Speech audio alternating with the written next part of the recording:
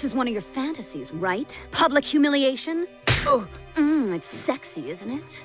Oh. In today's video, our characters get involved in a series of chaotic events, from Quagmire getting lost in a toxic relationship to his friend's desperate search to find him. There are confrontations with a dangerous girlfriend, jealousy scenes between Stewie and Brian, and much more. The episode starts with Quagmire, Peter, and Joe going to the mall to buy a computer. After a while, with everyone looking at other things, Quagmire decides which computer to get. Meanwhile, at home, the rest of the family is in the attic looking for costumes. They even remember the costume Chris wore last year. Then, Lois finds a teddy bear that Stewie got from his grandparents when he was still in the hospital. Lois asks if he wants the bear, and Stewie thinks about it for a moment but then refuses, saying he's grown up now. I guess he got tucked away up here. You want him back, sweetie?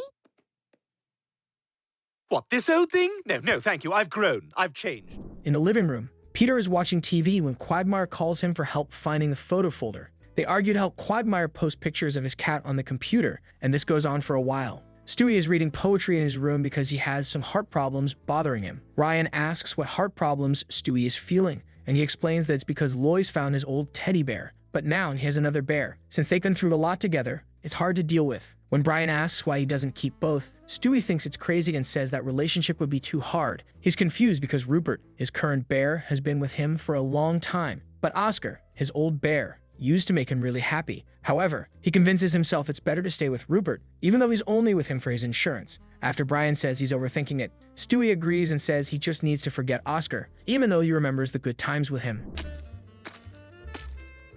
That's amazing. It's like you took all the colors that exist and said, here's a new one. Back at the mall, Quagmire complains to the salesperson about his computer being faulty. Looking at his history, she explains the problem is he's been visiting latinasafadas.net, which has viruses. She suggests another site with college girls because it's safer. When Quagmire realizes the salesperson likes the same content, he invites her to dinner, and she accepts. At night, the two are together at a restaurant, talking about various things. They feel a connection because when talking to other people, they're always seen as weird. Whenever I talk about stuff like this, most people look at me like I'm some kind of disgusting perv. Me too, but who cares? You should never be afraid to be different. The next morning, Quagmire and Sonia are together. When he wakes up and finds himself handcuffed to the bed, he's confused because he doesn't remember the night before. Sonia explains that, knowing something was going to happen between them, she gave him some pills to make sure. When she asks if he's mad, Quagmire says no, he's actually in love. He asks to go to the bathroom, and after getting a glass of wine from Sonia, he says how happy he is. Now Quagmire is with Peter and Joe, talking about the woman he's dating and how well they get along. Peter looks at his phone and sees Quagmire has already changed his relationship status. He advises him not to rush things and to think before making a serious decision. The scene cuts to Peter trying to decide if he wants an extra large burger, and even after years, he still can't make a decision. I'll take the cheeseburger meal. Would you like to make it an extra large meal? Back at the house, Ryan is walking when he bumps into a ladder leading to the attic. When he goes up, he catches Stewie in the act with his bear Oscar, and they are having tea. Brian notices Stewie's clothes are inside out. Stewie starts apologizing and asks Brian not to tell his bear Rupert. He explains that things got out of hand and that if Rupert found out, he'd be very upset and might do something terrible to himself. Brian tries to calm him, saying he's stressing over nothing because it's just a bear. But Stewie throws it back at Brian, saying he freaks out every time he hears an ambulance siren. Now we see Quagmire and Sonia at the sports court of his old school. He explains to Sonia that he always had a fantasy of being with a woman there in front of his old principal. He remembers that when he was younger, the principal expelled him for flashing others. However, Quagmire starts saying it doesn't seem as fun anymore and that they should stop. Remember when you once suspended me for showing my wiener in school? I did. This isn't as much fun as I thought it would be.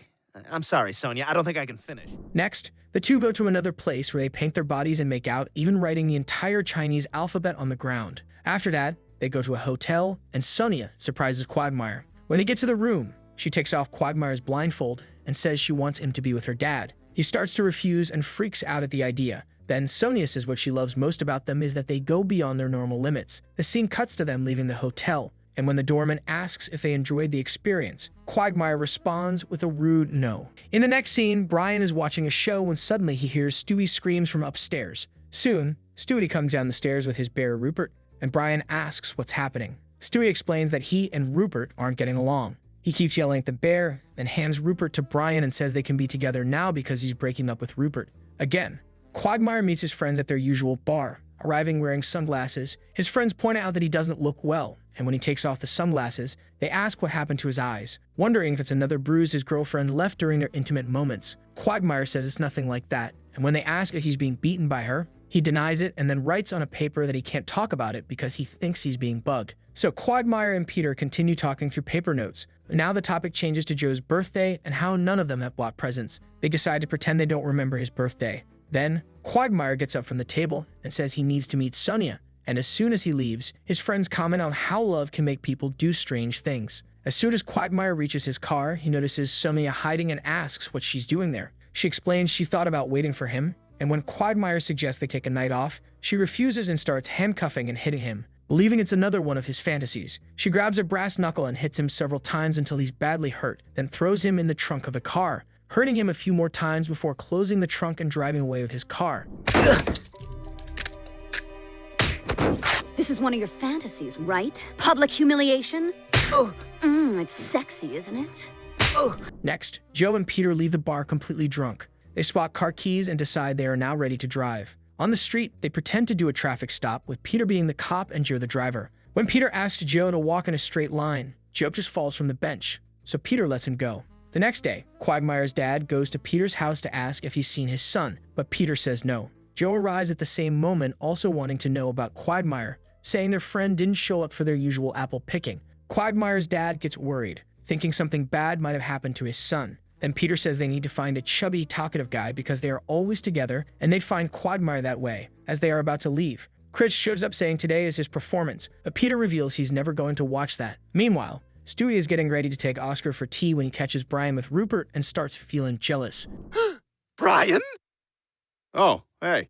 What the hell are you doing? Oh, I've been kinda using Rupert as a chew toy. Chewing him with your crotch? Determined, he grabs Rupert back and leaves with both Oscar and Rupert in his arms. Peter takes the two to search for Quagmire in his messy garage and suggests that if they don't find him there, he might be hiding in the overgrown lawn or the dirty gutter. Then, the three go to Ryan's Hawaiian store, and when they arrive, they ask if Ryan has seen Quagmire. Ryan says the last time he saw him was about 3 weeks ago, when he sold him around 50 red shirts. They leave the store and start walking towards an adults-only area. When Quagmire's dad is about to give up, a guy appears, and, upon hearing the name Sonia, says his dog was named that. Shortly after, another stranger talks about a crazy Sonia who lured men to use them in her shed. Joe's the first to realize this is the Sonia they're looking for, so they decide to go after the shed. The only thing Peter thinks is that he doesn't want to catch Quagmire doing anything weird. The scene then shifts to Stewie putting Rupert in a chair. When Brian arrives to apologize for what happened, Stewie explains that now that his bear Rupert has been with both of them, it's time for Rupert to choose who he wants to stay with.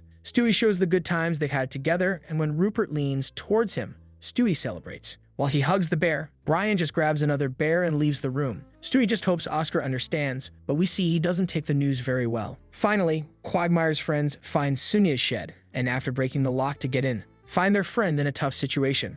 As they talk, Sonia arrives, surprising everyone. Joe, who stopped defending, points a gun at Sonia, but she shows no fear and goes at him, easily taking the gun from his hands. We got company? Hold it right there. Please. Do you think I'm afraid of you? Boy, if you were ever gonna stand, this would be the time, Joe. Joe, however, shows no fear and starts staring her down. When she tries to shoot him, no bullets come out, and Joe jumps at her to handcuff her. When Peter asks why he wasn't scared, Joe explains it's because he knew the gun wasn't loaded. Joe arrests Sonia, and then Peter thinks it's a good time to give Joe his birthday present. Ending the episode, the scene shows everyone at the bar, and Quagmire thanks his friends for everything they did because without them, he might not be alive. You know, I guess what I realized from all this is that when it comes to relationships, I need to be the kinky one. Randomly, he says his dad is pregnant, leaving Joe and Peter speechless. Thanks for watching.